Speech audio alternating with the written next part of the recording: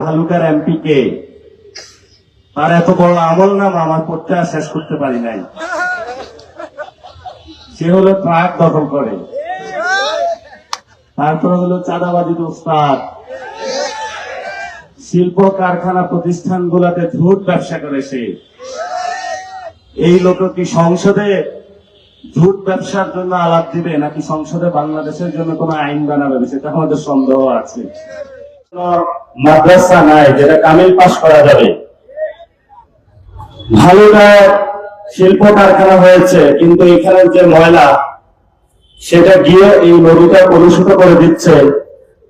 ফলত আপনার বাবা দাদারা একটা সময় ময়মনসিংহ গীতিকা জারিগান নৌকা কইরা যে মনের সুখে যেভাবে গিয়েছে, ওইখানে যাওয়ার সুযোগ নাই। তারপরে একটু দেখলাম যে ভালুকার এমপি কে? তার এত বড় আমল নাম আমার করতে আর শেষ করতে পারি নাই। সে হলো ট্রাক দখল করে, তারপরে হলো চাঁদাবাজির ওস্তাদ, শিল্প কারখানা প্রতিষ্ঠানগুলোতে ঝুট ব্যবসা করে সে। এই লোক কি সংসদে ঝুট ব্যবসার জন্য আলাপ দিবে, নাকি সংসদে বাংলাদেশের জন্য কোন আইন বানাবে, সেটা আমাদের সন্দেহ আছে। তো ভালুকাবাসী, সবচেয়ে বড় সমস্যা হলো আপনাদের এখানে টাকাউলে অনেক শিল্প কারখানা হয়েছে, কিন্তু ভালুকার যারা এখানে তরুণ প্রজন্ম আছেন, আপনাদের চোখে মুখে হতাশার চাপ।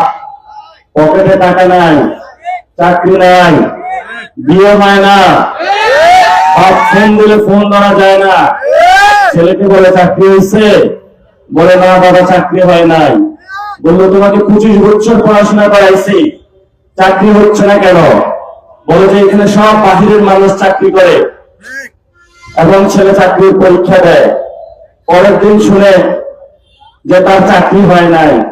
2 দিন পর দেখে ওই চাকরিতে তারই একটা সহযোদ্ধা ছাত্রদল যুবদলের একজনের চাকরি হয়েছে। আপনার ছেলে তাকে জিজ্ঞেস করে যে এই ছাত্রদল যুবদল চাকরি হয়েছে কিভাবে? ওই বেটা যেভাবে ছাত্র যুবলীগের চাকরি হয়েছে, সেই কোটাও আমার ছাত্রদল যুবদলের হলো চাকরি হয়েছে। আমরা একটা নতুন বাংলাদেশ দেখতে চেয়েছিলাম, যে বাংলাদেশে কোনো কুসংস্কার থাকবে না, যে বাংলাদেশটা সংস্কার হবে, যেখানে আমাদের ভাইদেরকে যারা খুন করেছে তাদের আমরা সুন্দরভাবে বিচার কার্য সম্পন্ন করতে পারবো। আমরা এবার একটি বাংলাদেশের স্বপ্ন দেখেছিলাম, যে বাংলাদেশের শিক্ষা ব্যবস্থা সুন্দর হবে। এখন অনেক ছোট ছোট বাচ্চা তাদের বাবাকে গিয়ে বলে যে আমার কিছু বন্ধু বান্ধব হয়েছে নতুন। বাবা বলে কোথায় তোমার বন্ধু বান্ধব? বাচ্চা বলে ওই যে সে ইংলিশ মিডিয়ামে পড়াশোনা করে। তো বাচ্চা হলো বাবাকে বায়না করে যে বাবা তুমি আমাকে ওই স্কুলে ভর্তি করে দিতে হবে।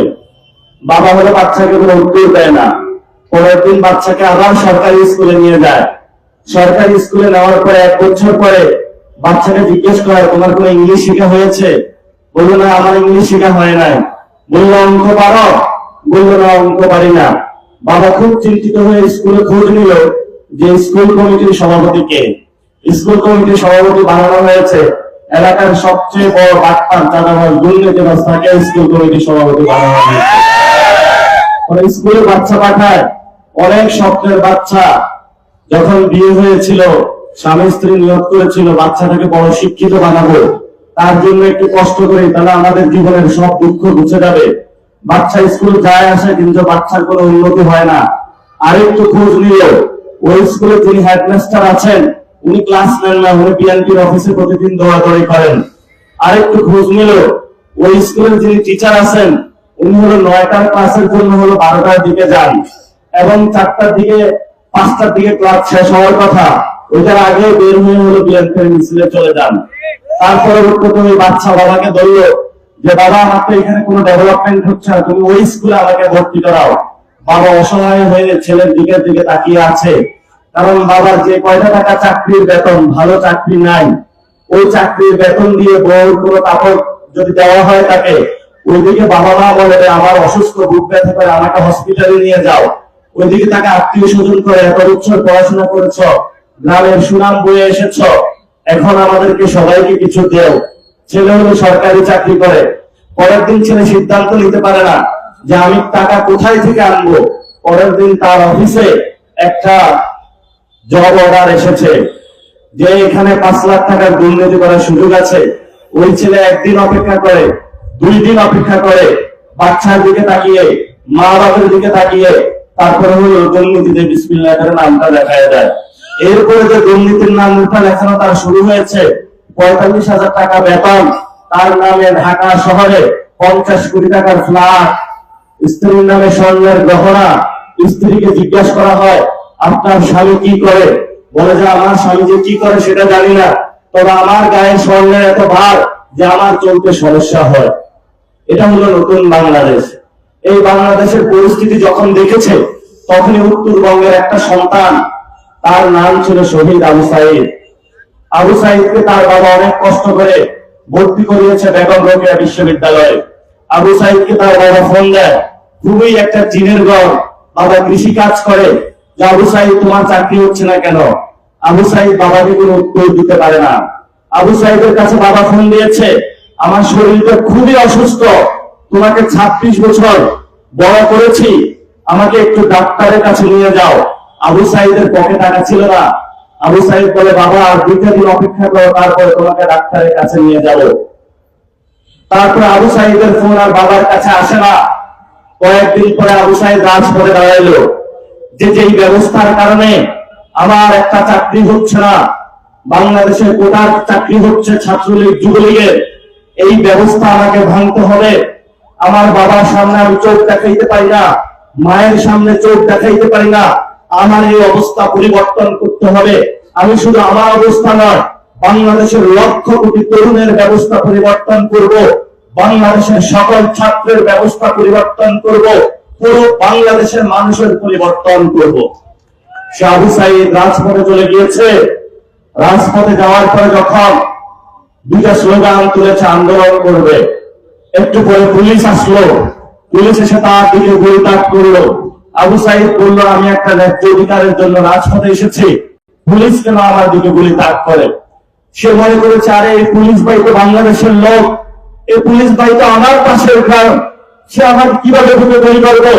আবু সাইদ হলো বীর গল্পে এগিয়ে গিয়েছে, বকে বলে যে গুলি করা, বুকে গুলি চালাও, কোনো সমস্যা নাই, আমি শহীদ হতে প্রস্তুত আছি। আবু সাইদ দেখলো সত্যি সত্যি তার পাড়ার প্রতিবেশী সেই পুলিশ পেটুয়া বাহিনী তার বুকে একটা বুলেট চালিয়ে দিল। আবু সাইদ টের পায় নাই, তখন বিশ্বাস করতে পারে নাই। আবু সাইদ বলল আরো করো, তারপর আরেকটা বুলেট পড়লো। আবু সাইদ মৃত্যুর করে বেড়ে পড়লো। পুরো বাংলাদেশ আবু সাইদের অনুসরণ করে সেই দিন 18 থেকে 19 জন যুবক বাংলাদেশের রাজপথে রক্ত দিল।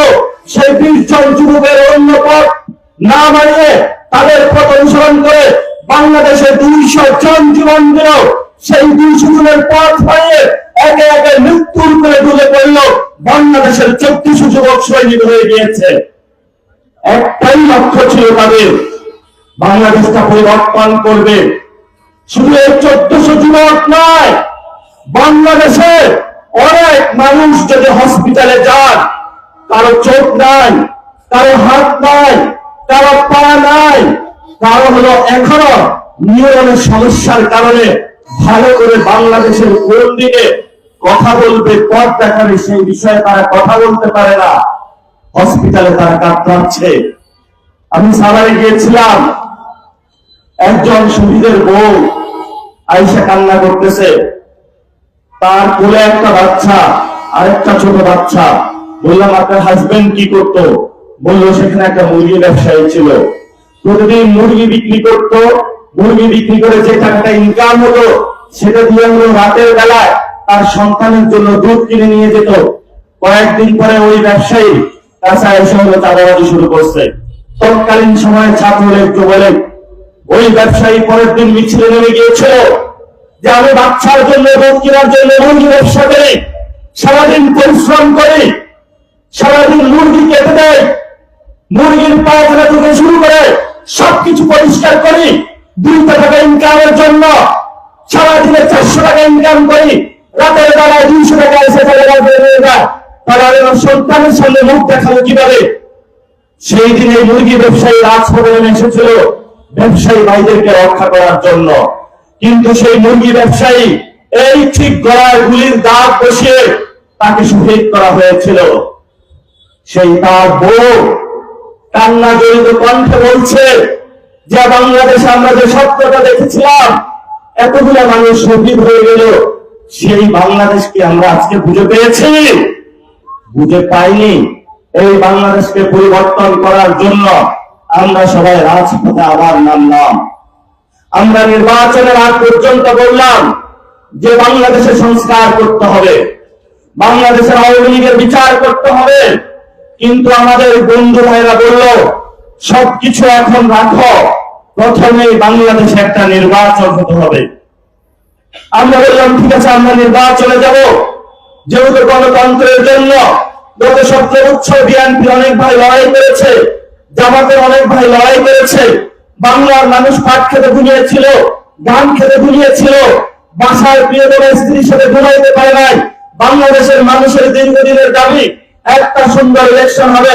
আমরা তাদেরকে বিশ্বাস করলাম, ঠিক আছে তাহলে আমরা সবাই ইলেকশনে যাই, ইলেকশনের পরে আওয়ামী লীগের বিচার হবে এবং বাংলাদেশে সংস্কার হবে।